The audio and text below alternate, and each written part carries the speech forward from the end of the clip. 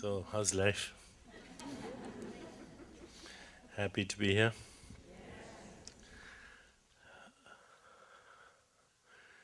Quite a lot of people, huh? How many people are taking a course for the first time with us? Great.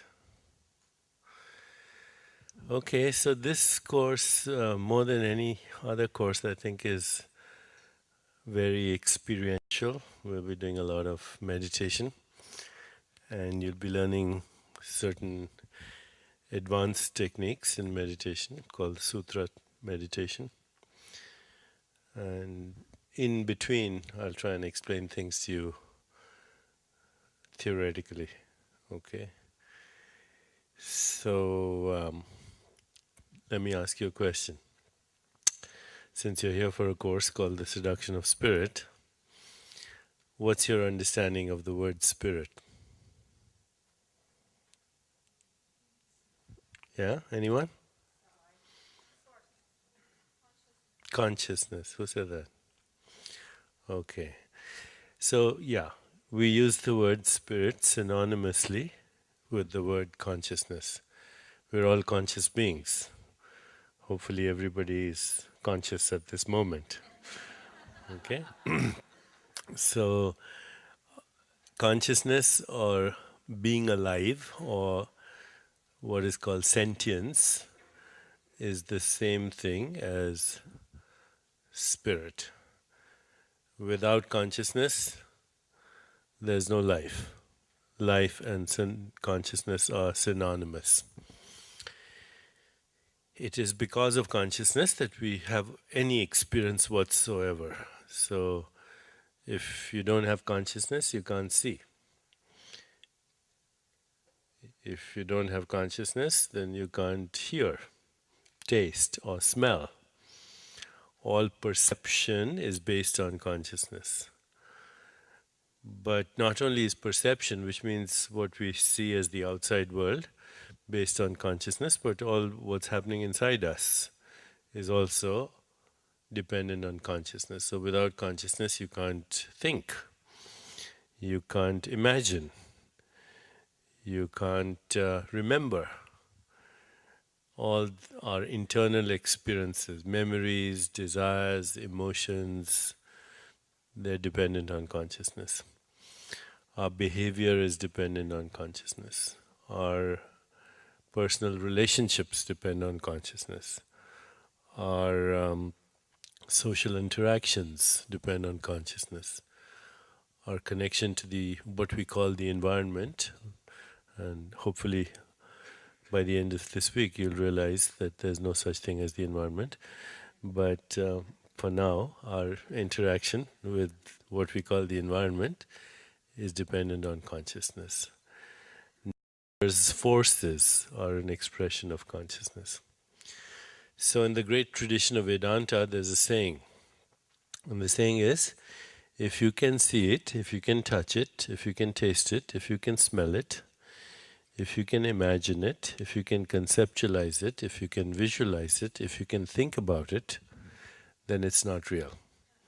Okay? It's an impermanent projection of something that you cannot see, something that you cannot smell, taste, or even conceptualize or imagine.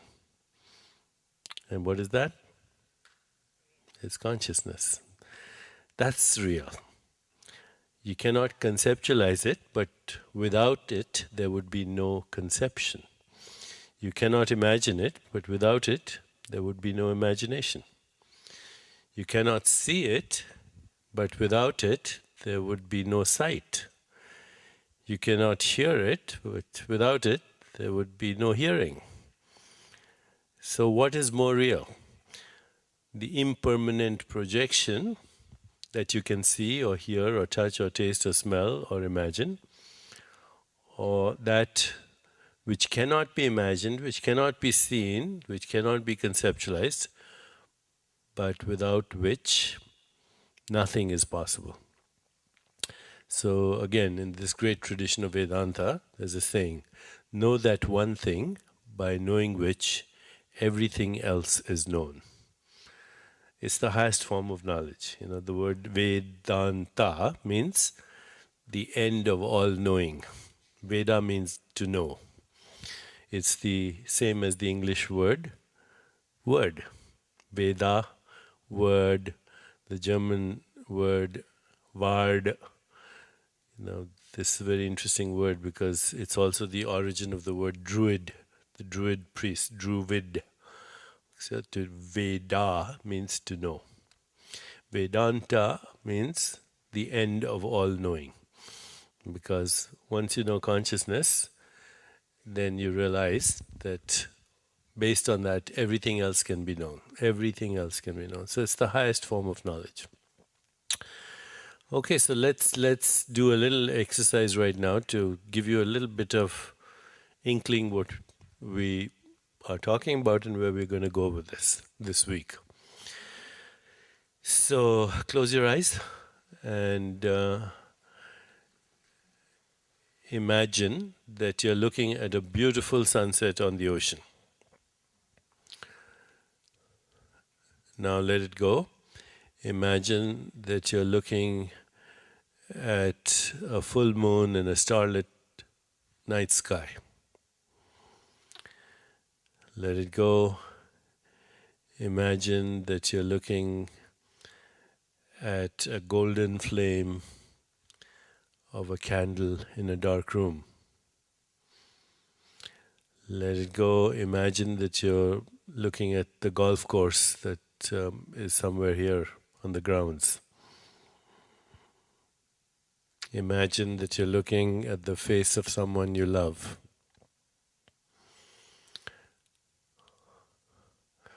Okay, so we saw some sights. Now let us keep our eyes closed and hear some sounds.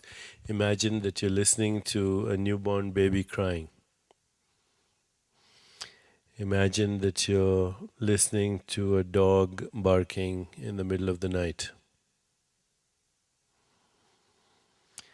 Imagine that you're listening to the voice of someone you love. Now let's try some textures that we can feel. Imagine that your hands are touching the rough bark of a tree. Feel the sensation. Imagine that you're touching the soft petals of a rose. Imagine that you're touching the skin of a newborn baby. Feel the sensation. So we saw some pictures, we heard some sounds, we felt some textures. Now let's imagine some tastes. Imagine that you're tasting strawberries. Imagine that you're tasting coffee. Imagine the taste of licking a lemon.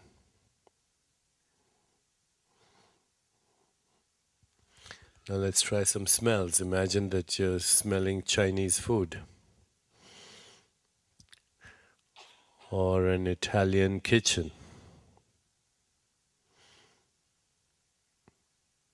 or the locker room in your gym. Okay, now please open your eyes. So, just now, I made some suggestions, okay? I just made some suggestions and you had a subtle intention. A subtle intention means a very faint intention.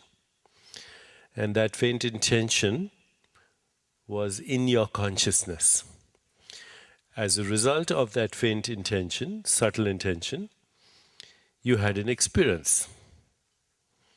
So, and where was that experience? Also in your consciousness, right? Now, imagine that I have the technology to look inside your brain, which these days we have. So these days we can take a carbon atom, we can radio label it, we can put it in a sugar molecule, and then we can inject it into the bloodstream, and then we can take what are called positron emission tomography pictures of the brain. Or there are other techniques called magnetic resonance imaging. Okay, so there are different types of scanning techniques, and one can look inside the brain when you have those experiences. Okay, so a few minutes ago I said, imagine a beautiful sunset on the ocean, or a golden flame in a dark room. You saw a picture, right? Everybody saw a picture? But was there a picture in your brain? What was in your brain? In your brain, there was mainly electrical and chemical activity. Okay.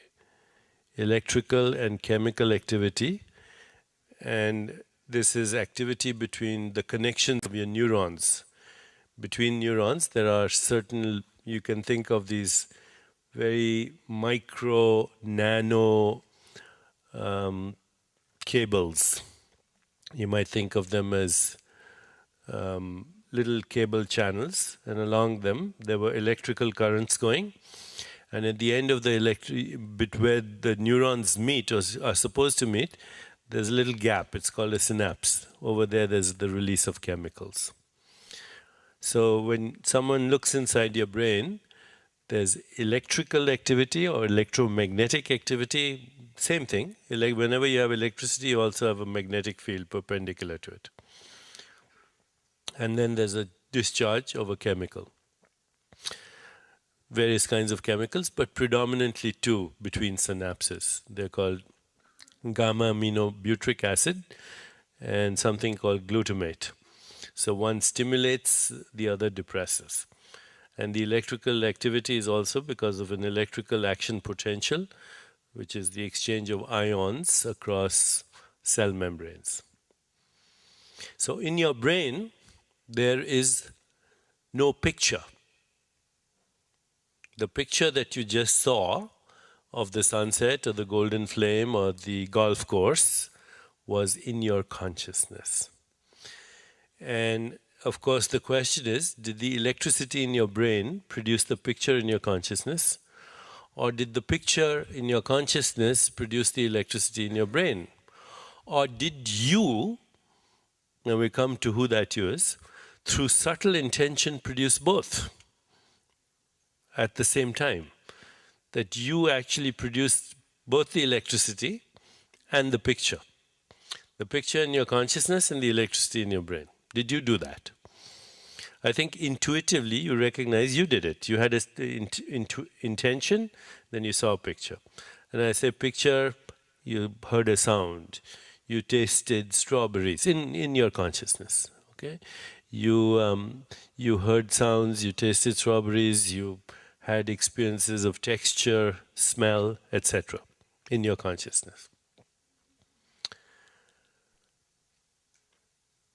And intuitively you feel that both things happen at the same time, the electricity in your brain and the experience in your consciousness. What's the connection between the two? Not clear. There is obviously a connection, right?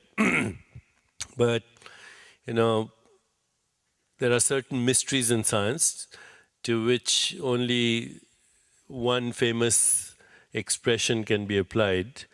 Somebody, a great scientist, Sir Arthur Eddington, he once said, something unknown is doing we don't know what. Okay? We can say the same thing of this case. So right now you had an experience in consciousness. We can say it was an experience in your imagination.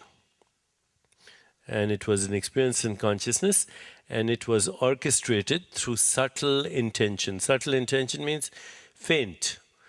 Because when I said, look at a sunset, you didn't say to yourself, how do I look at a sunset? Okay, you just had a faint intention. You didn't ask yourself, how do I create the picture of a sunset? You just did it with a faint intention. Okay, now let's take something else.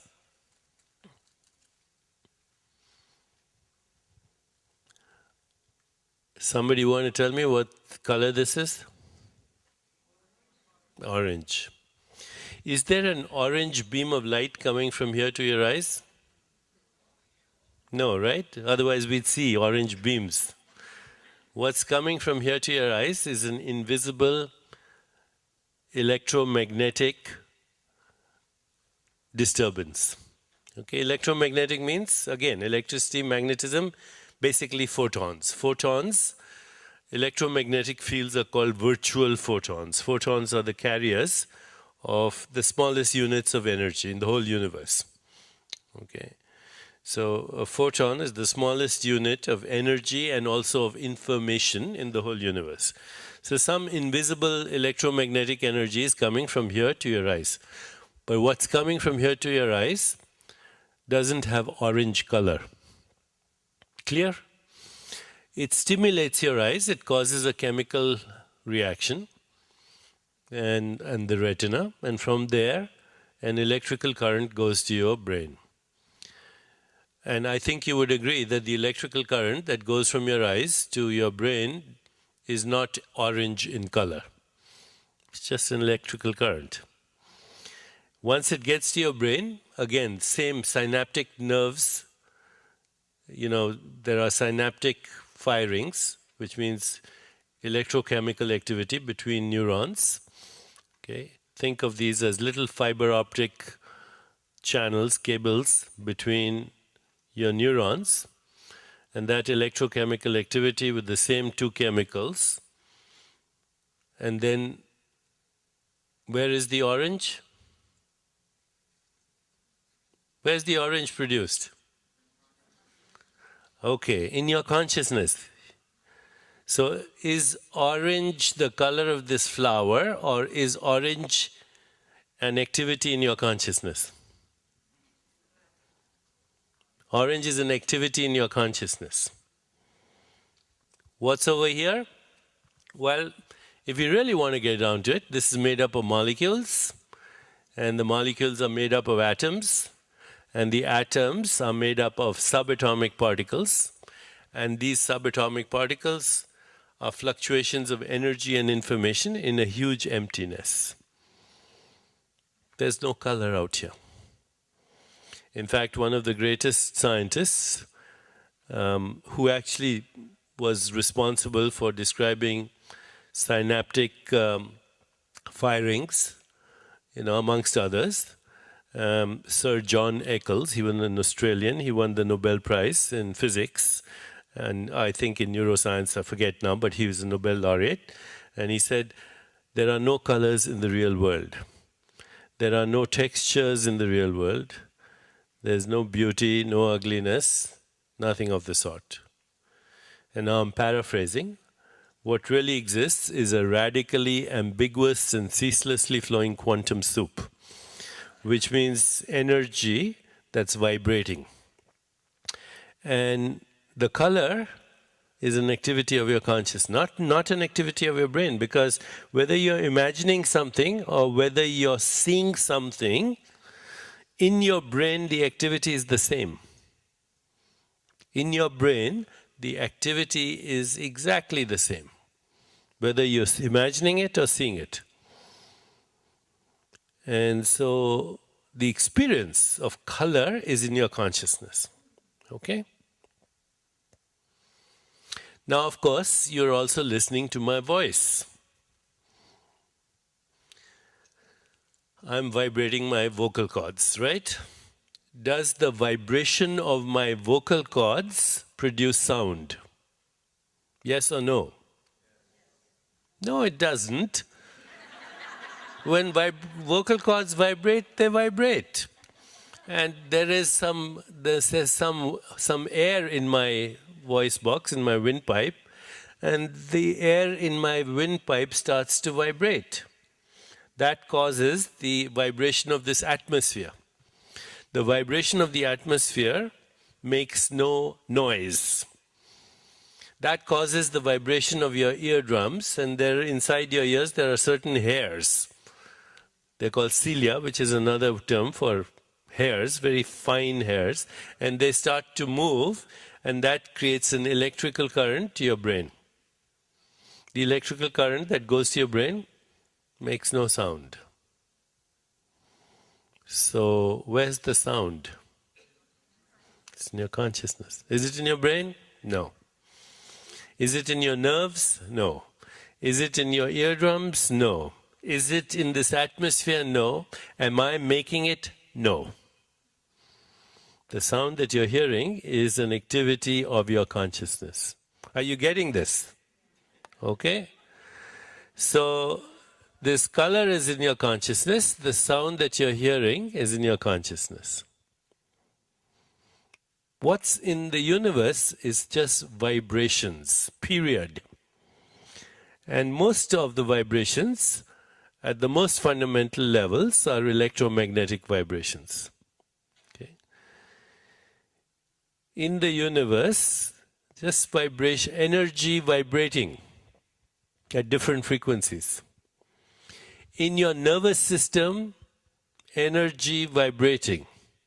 In fact, your nervous system is also energy vibrating, because made up of the same stuff. Your nervous system is made up of molecules, carbon, hydrogen, oxygen, nitrogen, which are made up of the same stuff as this flower, as the same stuff as this chair.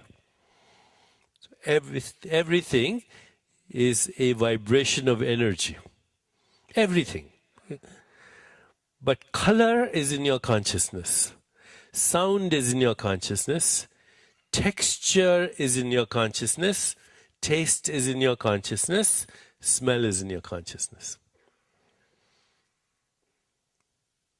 But when you close your eyes and experience color, taste, and smell, you call it imagination. When you open your eyes and you have the same experience, you call it the real world. What we call the real world is actually a experience in consciousness of color, form, taste, texture, smell.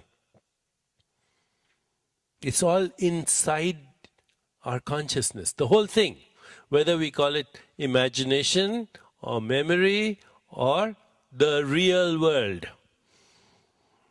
And there is no inside or outside, because it's all in your consciousness. There's a beautiful poem of Rumi where he says, I've lived on the lip of insanity, wanting to know reasons, knocking at the door opens, I've been knocking from the inside. There is no outside. It's all contained in your consciousness. So the essential nature, and I'm simplifying this because it can get complicated, but I'm simplifying this. Whether you experience sound, touch, sight, taste, or smell, it's all happening in your consciousness. It's all the translation of vibrations. This vibration, very frequently when scientists talk about this vibration, they call it discontinuity. Discontinuity because something that goes on and off. Okay? Our experience of continuity is in consciousness when the universe is actually one of discontinuity, which means vibrations going on and off. And this is true of all experience, whether it's sound, touch, sight, taste, or smell. It's all based on discontinuity. Okay, so if I put my hand on your thigh and I don't move it, then after a while you won't know it's there. But then if I start to move it again, you might say, what the heck are you trying to do? Okay. There is no experience in the absence of vibration. But we don't experience the world as vibrations. We experience the world as color, as form, as sound, as taste, as smell, which are activities in our own self. Okay? So far, clear? So if you really understood, then answer the following question. Where is Deepak right now? In your consciousness. Okay, where is this microphone now? Where is your own body? Where are your thoughts? Okay, it's all inside you. So here's the first principle. You are not in your body. Your body is in you. You are not in your mind is in you. And you're not in the world is in you. There's a very famous line, by the way, in the Bhagavad Gita, Lord Krishna explaining yoga to the great warrior Arjuna, and he says in Sanskrit, Prakratim swam vashtabhai vishrajami puna puna. Curving back within myself, I create again and again. I curve back within myself, I create the mind. I curve back within myself, I create the body. I curve back within myself and create the whole universe.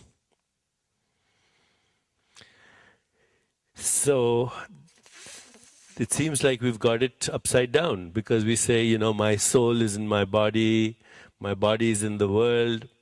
It's the other way around. The world and the body are in your soul. If by soul we mean the core consciousness in which all experience occurs. Now we cannot deny that we have consciousness. You can deny everything else, but you can't deny the fact that you're conscious. It's the feeling of being alive. It's the feeling of having experience. Okay, so we've established some very important points right now. That the world exists in your consciousness, the body exists in your consciousness, and the mind is in your consciousness. These are all activities of yourself in yourself. Agreed? Okay. Now let's go a little more into this.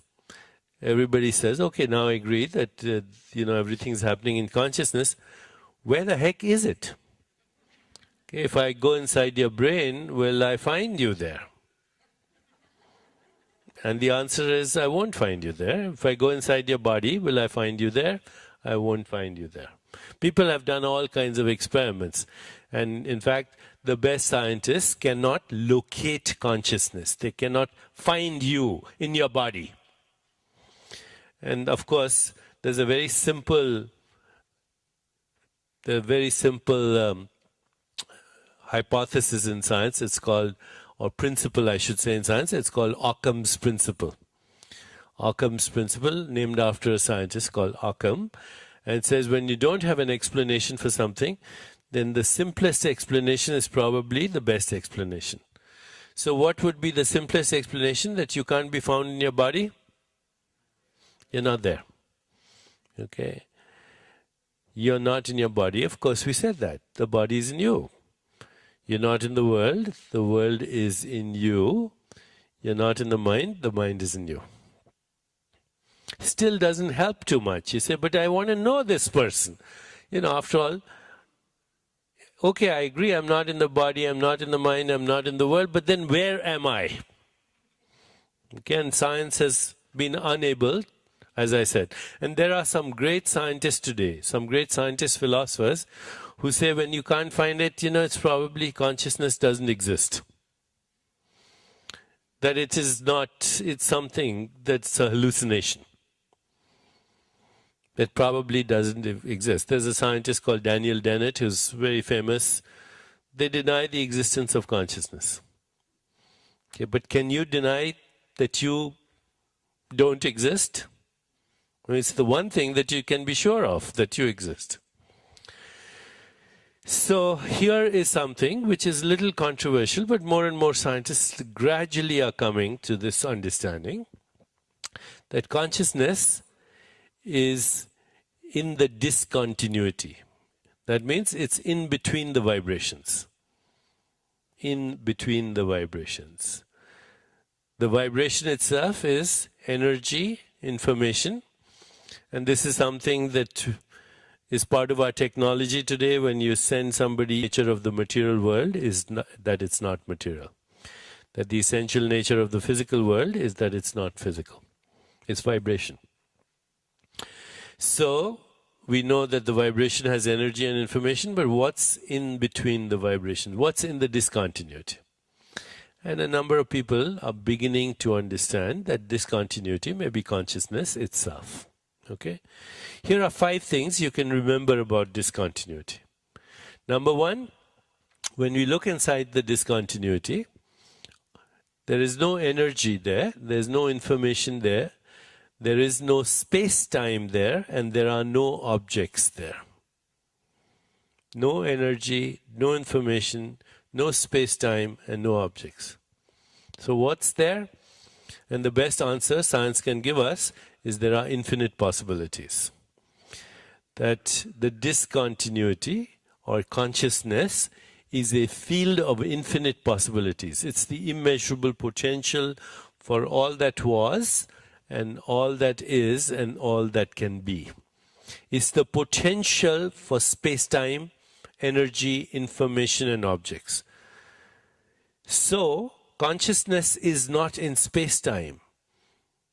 Consciousness is not in space-time. It's where the experience of space and time happens. Where are you experiencing space right now? Right?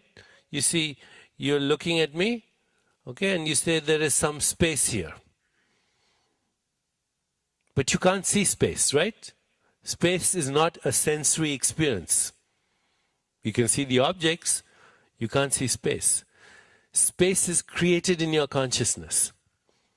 Where is time created?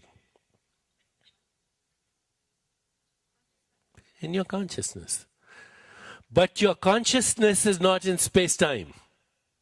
Your consciousness is spaceless, which means it doesn't occupy space. It's timeless, which means it has no location in time. So when you say, I'm looking for consciousness, you're looking in the wrong place.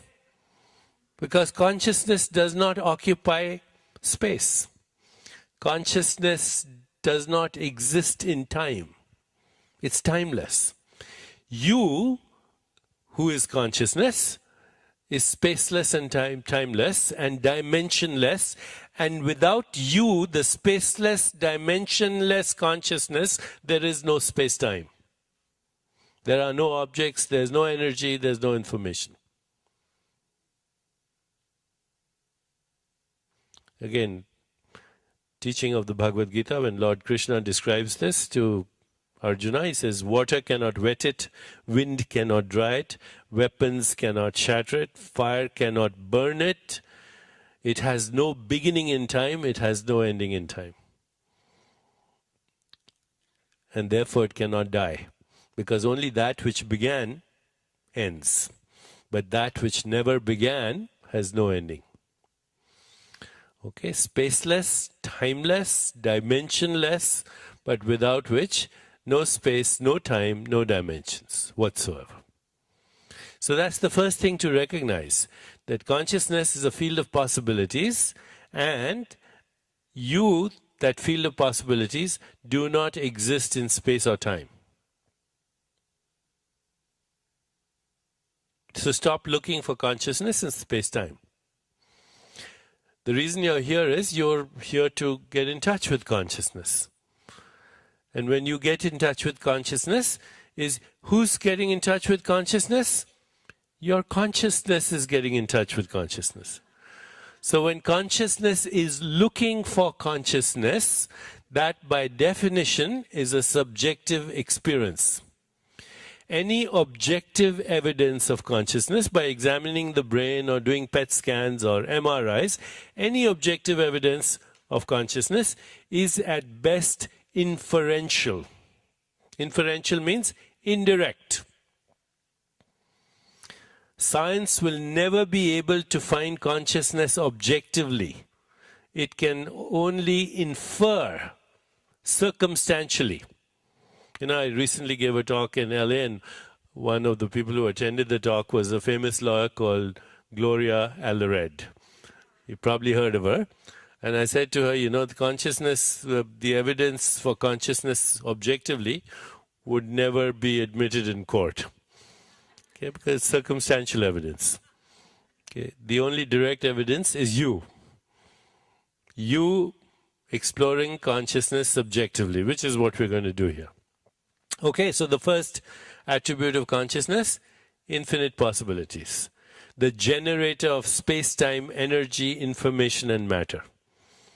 But not existing in space-time. You know, when there was, I don't know if you read the debate between Richard Dawkins, who's the most important, let's say, most a well-known atheist of our time, and Francis Collins.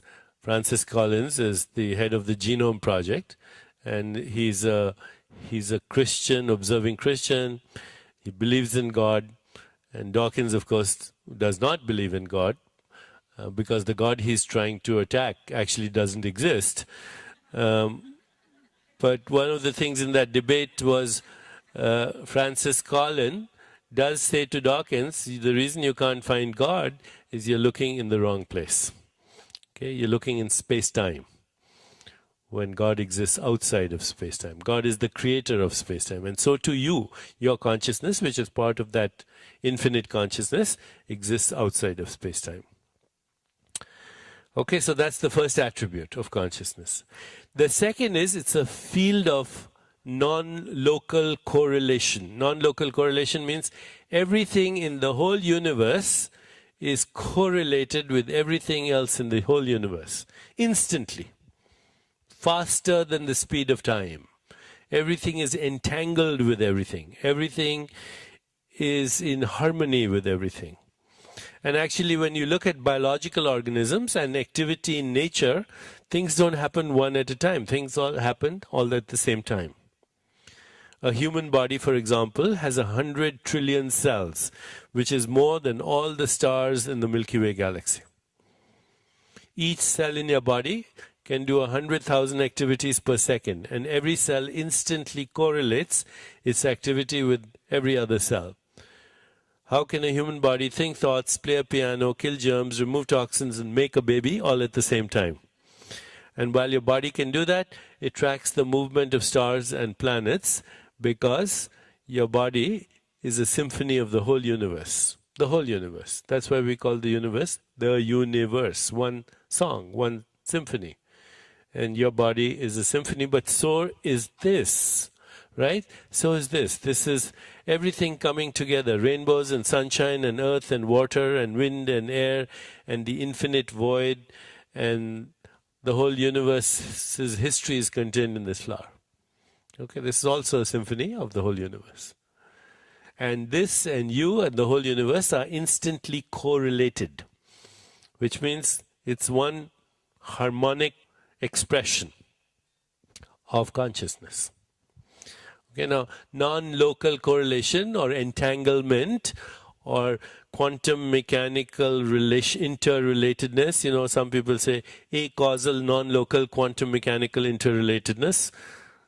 The mathematical terms for describing, I would say, for describing omniscience, omnipresence, omnipotence. Everything past, present, and future, and everything across space-time instantly correlated. Past, present, and future also, because distance in space is also distance in time. Second principle. Consciousness, therefore, first is infinite possibilities. Second is omnipresence, omniscience, omnipotence, which means you know everything you need to know. If you know your consciousness, then you know everything. Which doesn't mean you're like Wikipedia, okay? It means you have an intuitive knowledge of whatever you need to know when you need to know it, if you're in touch with your consciousness. It also means you have infinite imagination and other things, but you know everything. At the deepest part of yourself, you know everything. You don't have to learn anything. The third attribute of consciousness is that it proliferates in uncertainty. It's a realm of uncertainty, of unpredictability. We don't need to go into the history of it, but basically, there's a level of nature where the laws of nature preclude you from understanding the laws of nature fully. They become uncertain, which is very annoying to scientists, because science is based on certainty. If the laws of nature were not 100% predictable, we wouldn't be able to do science. But at the most fundamental levels, it's unpredictable. Famous expression of Einstein, God does not play dice with the universe. Famous expression of Stephen Hawking, God not only plays dice with the universe, he throws the dice where you will not find it. Okay, but actually Einstein had another expression. He said, and I'm paraphrasing, insofar as the laws of nature are real, they are not certain. Insofar as they are certain, they are not real. Okay, there's a level of nature where there is unpredictability. And thank God for that, because if there was no uncertainty, there would be no creativity. A system that is closed and certain is a fixed system. There's no creativity. Which leads us to the fourth property of consciousness, leaps of creativity. Quantum leaps of creativity. Quantum leaps of creativity. Which means when you leap from one space-time event into a new space-time event, there's no direct algorithmic relationship between the previous and the next manifestation. Okay. If you watch the program Star Trek, when the captain says, "Beam me up, Scotty." Okay, Scotty disappears here, shows up somewhere else. Or when they say, "Jump into another dimension." Okay, your imagination is like that. You leap in imagination. I say, okay, think of where you are right now, and then think of New York. You don't have to go from here to New York. You take a quantum leap. Or think of your childhood. You took a quantum leap. Or think of when you fell in love. There's no relationship between looking at this flower and saying, think of your teenage years. But you can jump from here to there without going through the space in between, in either space or time. So let's say the fourth expression of consciousness is quantum creativity, which is infinite. Infinite creativity. And finally, the fifth expression of consciousness, which is called observer effect, which was described by a great scientist called John Wheeler and others, who basically said that the physical universe does not exist unless there's a conscious being looking at it. There were no conscious beings looking at the universe, it would remain a vibration. The vibration becomes alive as the universe in your consciousness. It becomes color, taste, smell, all the things that we ascribe to the universe, but which are activities of our consciousness. Okay, so some form of sentience, some form of consciousness is required for manifestation of the vibration into the physical world. It could be anything. It could be a mosquito, or it could be a butterfly, or it could be a honeybee. So a honeybee looks at this flower. It doesn't see the same flower that you and I see, because the honeybee's eye cells do not respond to the wavelengths of light that you and I respond to. But a honeybee can see honey from a distance because it senses in ultraviolet.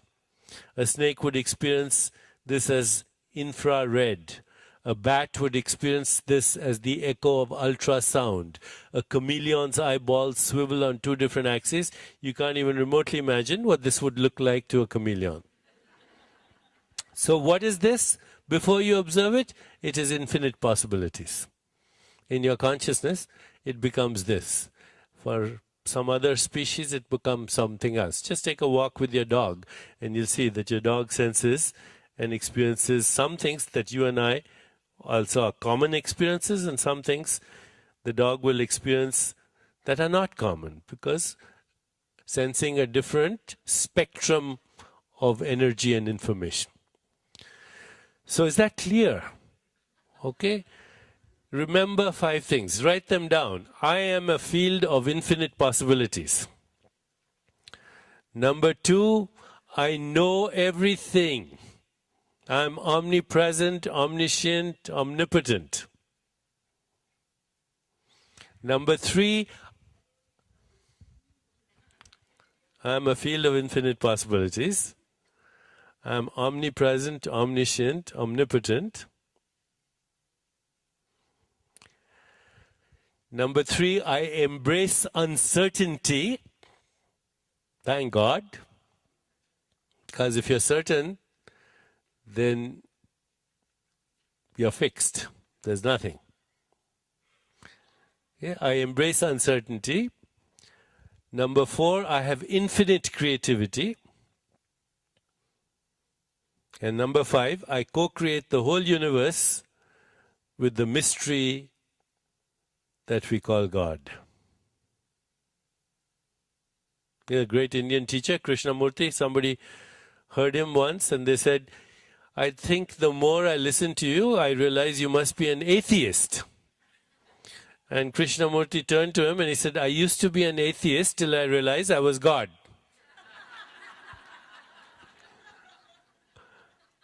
So which annoyed the fundamentalists because he said, you're denying the divinity of Krishna.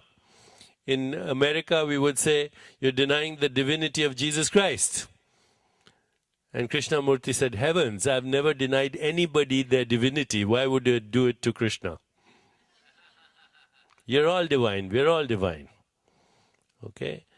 Rumi says, you're not just a drop in the ocean, you're the whole ocean in the drop. Okay? So the great Sufi teachers of Islam said the same thing. That your consciousness is a movement in the infinite consciousness. And we are all contained in that infinite consciousness. Okay?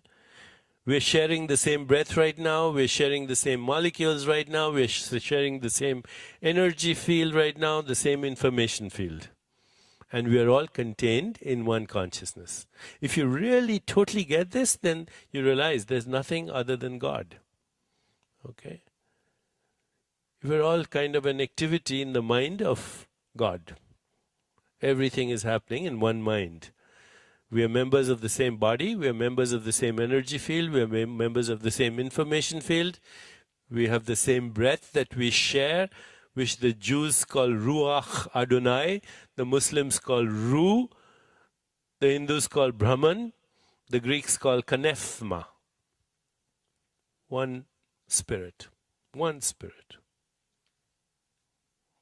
And the goal here at this end of this week is to totally get that. Okay, not just intellectually. And when I say intellectually, I'm pointing here, but your mind is not here. Your mind is outside of time. It's a very big mistake to think that your mind is here. Okay? Okay, so the goal is to get there this week. Okay? To get to a very deep, experiential, profound understanding. And I've already mentioned these 5 principles. Now, let me show you some slides to see if we can. This is the new book, by the way, which is just came out 4 weeks ago, and I have a new book coming out tomorrow called The Ultimate Happiness Prescription. They're based on more and more and more understanding of the one thing, and that is spirit, consciousness. Every book is about that. It's just a little extension, deeper understanding consciousness. Okay, I already said that all of reality is a differentiated expression of consciousness. Without consciousness, none of these things. Now, what we learn in this course is that reality is different in different states of consciousness. We'll go deep into different states of consciousness during this course. We'll try and understand what is cosmic consciousness, what is divine consciousness, what is unity consciousness, what is soul consciousness. We'll go. And each level of consciousness creates its own reality. Relationships change or become different when we move to higher states of consciousness, but so does our perception, so does our thinking, so does our cognition, so do our emotions, and so does our biology. Our biology, which means our physical organism, is different in different states of consciousness. Because your physical organism exists in your consciousness. It's an activity in your consciousness. So how many people can see a skull here? And how many people can see a woman sitting at a drawer? What is on the screen? Photons. In fact, the screen itself is made up of photons, right? Even the screen itself is made up of vibrations, right? So the picture is in your consciousness. And whether you see a woman or you see a skull is a choice in consciousness. You make a choice in consciousness, and then you recognize the choice you made in consciousness as the picture on the screen. When in reality, there is no screen and there is no picture out there. What you're seeing is an activity of yourself in consciousness as either the woman or the skull. How many people can see a man playing a saxophone? A woman? Again, you're not doing anything to the picture on the screen because there is no picture on the screen. Okay? And there is no screen either. They are both activities in your consciousness, as is your own body. How many people can see a word there?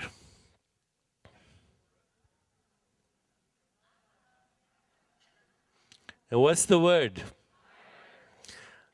Famous poem of William Blake. We are led to believe a lie when we see with and not through the eye that was born in a night to perish in a night while the soul slept in beams of light.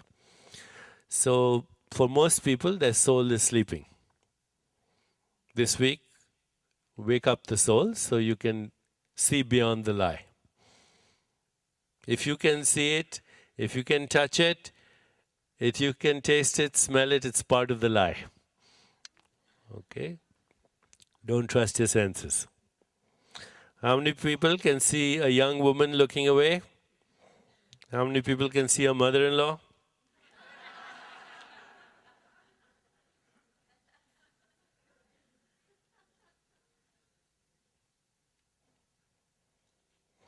Same picture, a little more interesting.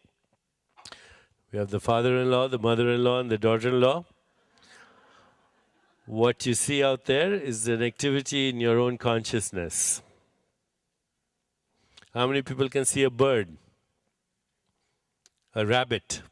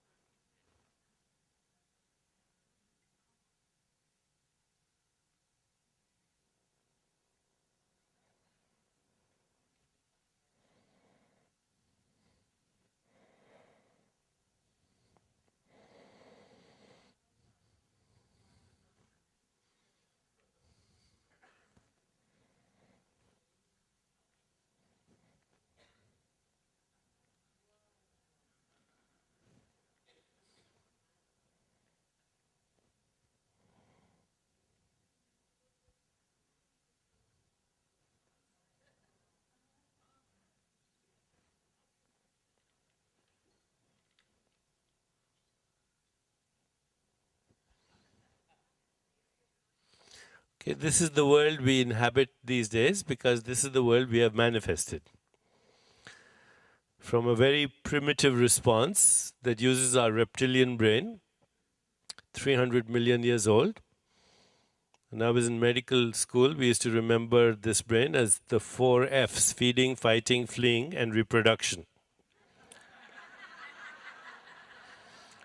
And the projection of this state of consciousness is this world. Whether it's war, terrorism, poverty, all the epidemics of humankind, eco-destruction, it's an expression of a fragmented consciousness, a fragmented collective consciousness. But this could be another world that we create. That we move from that fragmented state of consciousness to a higher consciousness where we experience ourselves as how we really are. Is this the real body or is that the real body? Well, the physical body that you experience is experienced in consciousness, right? Can you experience your light body in consciousness? Sure, that's a choice. Just so like you saw the woman or the skull, you can see your body as this or you can see your body as that. It's a choice in consciousness. In fact, this is the real body. What the ancients call the light body or the astral body. or beyond this, the consciousness body, the subtle body. And it's a subtle shift in consciousness. Just like when you saw those pictures, it was a subtle shift in consciousness, this or that. And if a number of us started to experience ourselves the way we really are, then it would be a different world. Okay, because the world is as we are. The world is a projection of our consciousness, just as the body is a projection of the consciousness. Thoughts are a projection of consciousness. It's a choice. It's a subtle shift in consciousness, a subtle intention.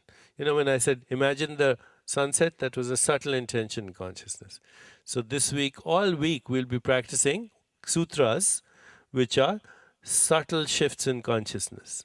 Very subtle shifts in consciousness that will change our experience of ourselves. And when we change our experience of ourselves, then because reality is different in different states of consciousness, then we'll change our experience of the world. The world is a phantom, it's a dream in consciousness. Just like everything else is an impermanent expression of consciousness. Consciousness is the only reality. And if you can get familiar with this part of your being, then there is no fear of death, there is no craving, no addiction, there is no resistance, there is just joy, there's creativity, there is infinite energy, because if there is one energy that, okay, so these are just simple principles that we'll try and understand, because this is the last book, it's an extension, that your body is a process, not a structure. Your body is an energy field. Your genes can be turned on and off. You can change your brain structure. You can change your telomeres, which are little buttons at the end of your chromosomes that shift your genetic biological clock. You can change your relationship with time, because time doesn't exist other than in your consciousness. And that the key to all this transformation in your body is in your own consciousness. And we will also learn that this can only be done by going to the deepest level. When we go to the deepest level, then there is effortless spontaneity in choiceless awareness.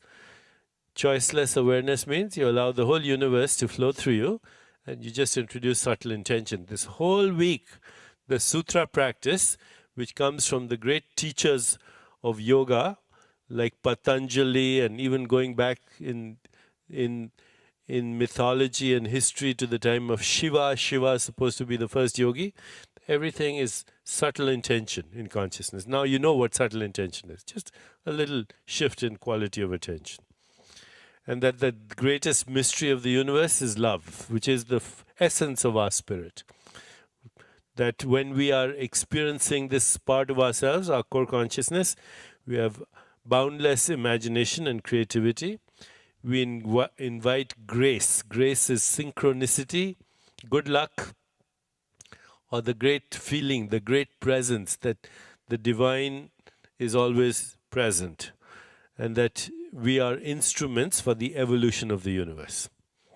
And the most important principle, that we have a certain energy that never runs out. Okay, because this, the energy of the universe is spiritual energy. It's the elements and forces of the universe. So this week, remember one principle. Is it easy? Is it easy? Is it fun? Am I getting results? If you can say yes to all three things, then you're plugged in. You're tuned in. If it's not easy, if it's not fun, and if you're not getting results, or even one of those things is missing, then you're not plugged in. Okay. We are the energy of the universe. We are the infinite creativity of the universe. We are the imagination of the universe. And as again Rumi says, by God, when you find yourself, when you see yourself, by God, when you see your beauty, you'll be the idol of yourself.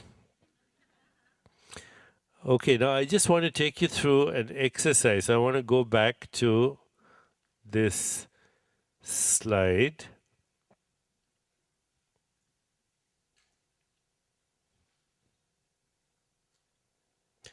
Okay, can everyone just look at this picture a little bit? Because we're going to do a subtle intention exercise to start this morning. We're going to do a subtle intention exercise so that we want to shift our experience of our own body from being a physical body to a light body in consciousness, which is closer to the reality, okay? So just look at this picture for a few seconds and then I'm going to take you through an exercise.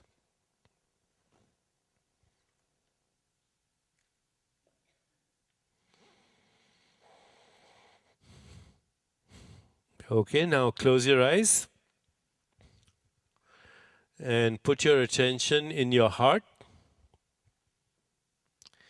And just for a couple of minutes, let's experience gratitude for all the things that we could be grateful for.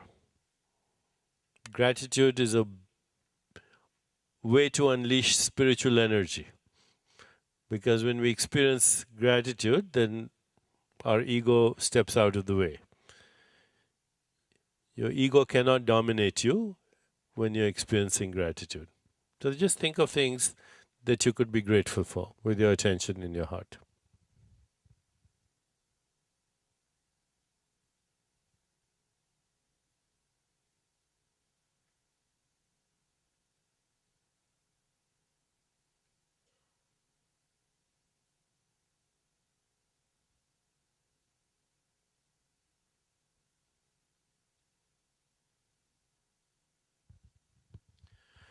Let go. Now, everyone in this room has learned primordial sound meditation, the mantra that you received. So, very gently, with your eyes closed, introduce your mantra in your consciousness. It's just a way of going a little deeper. And remember, when you repeat the mantra, it's effortless. There's no concentration. It just comes and goes like any other thought.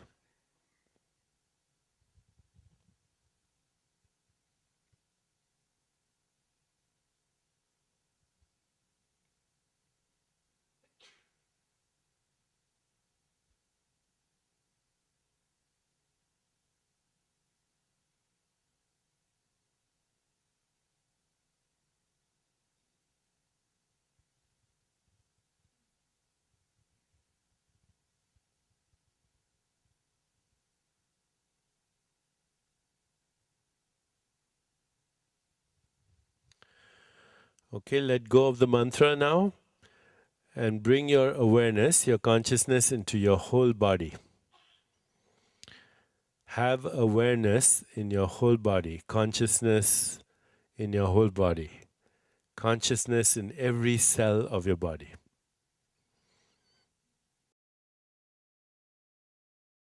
Your whole body is one lively, self-interacting, self-intelligent field of consciousness, of energy, of light.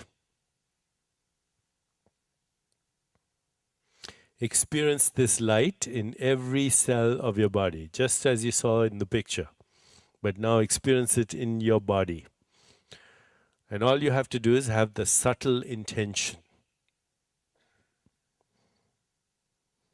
Perfect order, perfect harmony, pure consciousness, pure energy, pure light in every cell of the body. Keep your awareness in your body till it bubbles with energy and light.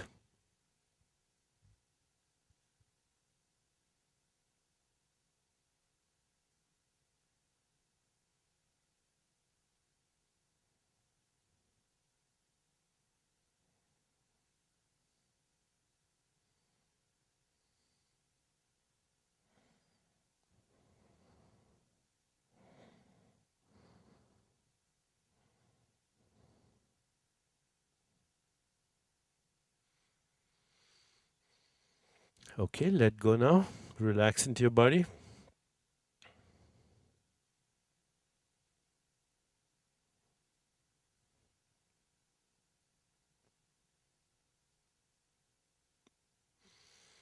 Take a minute or so, slowly open your eyes.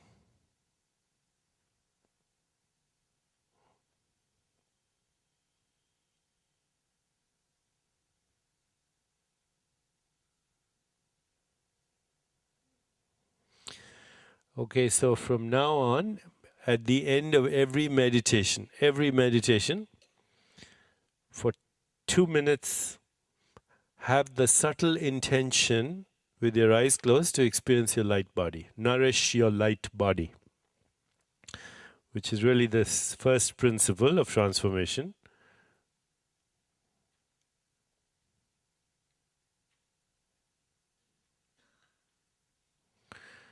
Nourish your light body at the end of every meditation through subtle intention. The key to transformation this week is choiceless awareness. What is choiceless awareness? No attachment to any outcome. Okay, when you're not attached to any outcome, then the whole universe is flowing through you. It's the highest form of intelligence. And then subtle intention. Just a little intention, let it go. And we'll be learning how to refine that. It's a delicate process, but that's what Sutra practices. And we'll be doing it this whole week, with slowly opening every chakra with subtle intention in choiceless awareness. Okay. So we have a little time. Any questions on what we discussed this morning?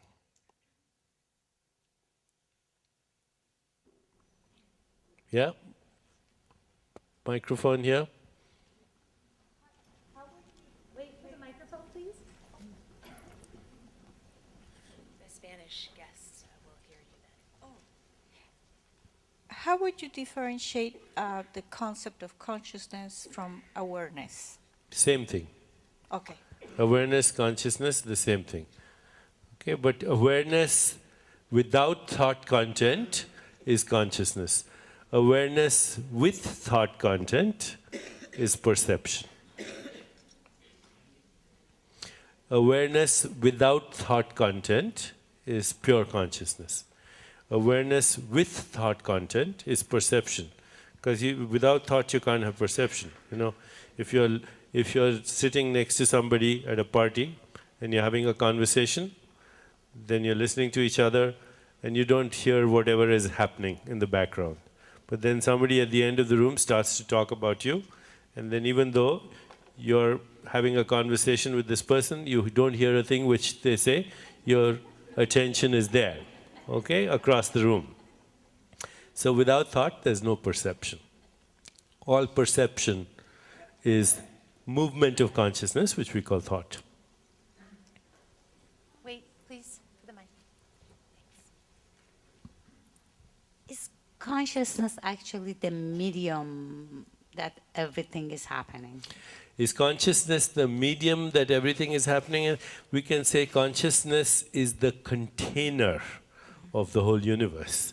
But consciousness is the activity of consciousness is what creates the experience of mind, body, and the universe. Okay, right now I'm seeing you there. That's a perceptual artifact, a socially induced hallucination. Okay, actually I'm having a subtle intention in my consciousness, and I'm experiencing myself as you. But we'll get there slowly. Over here? Anyone? What's the difference between consciousness and prana? And? Prana. Prana is energy. It's movement of consciousness. Okay.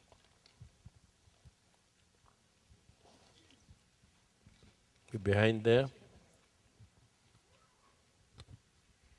I hope I say this right. What caused us to become? What caused us to become? Answer is no one knows, but I think it was boredom. Each one of us? You know what they say in the Vedanta? They say just as movement is inherent in air, manifestation is inherent in consciousness. Consciousness cannot help conceiving, conceptualizing, and becoming. It's its nature. Restlessness.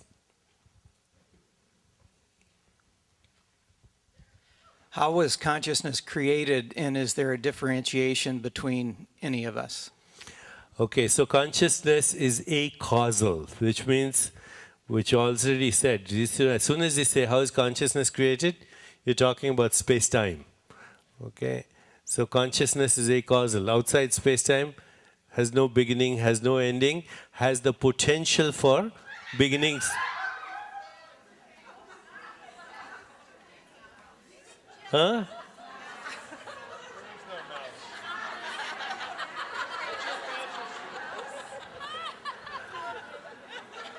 That's really interesting, huh?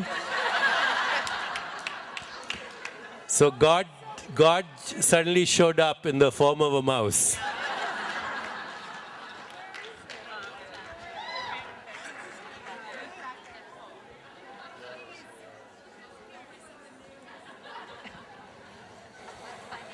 That was meant to happen. It's just energy.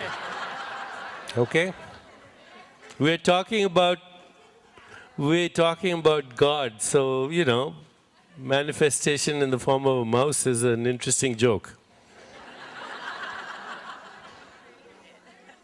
And what's the message? Relax. Laugh. Okay, I was saying consciousness is acausal. It's not created, it's the source of creation. And did you say, the second part of your question was? Is there a differentiation between the consciousness of different people? Yes, because there are different activities of the one consciousness, but the activities are different. Okay? This wave different from that wave? Sure. But it's still the behavior of the whole ocean. The rain is also the behavior of the ocean. The rainbow is also the behavior of the ocean. The waves are and the puddles, they're all different behaviors of the ocean. Okay, so we'll stop here and then we'll continue. Okay. You have one last question here. Is there a difference between us and the animals? Is there a difference between us and the animals? Well, just a difference in the level of expression of consciousness. But it's the one consciousness, right? So there's no difference between you, animals, or the microphone that I'm holding. It's all you. There's no us. There's only the one consciousness. So is it right to say that everything has awareness? Or it's actually awareness, everything is in awareness? Everything is in awareness. Everything is in awareness. And it's the interaction of the awareness with itself that it sees itself as the other. It's a very interesting, the process of creation is very interesting, that in order to have experience, you have to see yourself as the other. Because if you don't, then there's no experience. And you have to create contrast also. You know, you have to create contrast. Up and down, backwards and forwards, good and evil, hot and cold. They're all differentiated expressions of your own self. But we have plenty of time to discuss. Thank you.